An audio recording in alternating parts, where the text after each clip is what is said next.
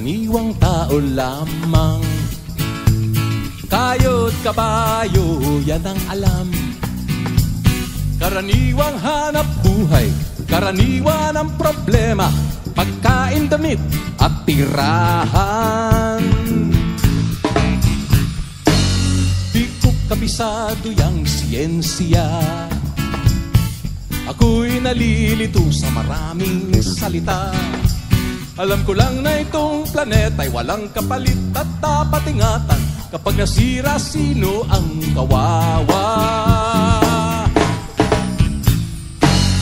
Karaniwang tao, saan ka tatakbo?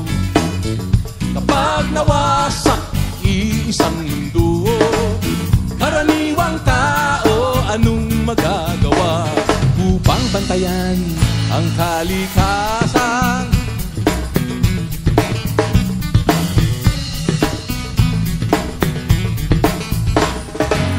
Karaniwang bagay ay di pansin, kapag naipon ay nagiging suliranin.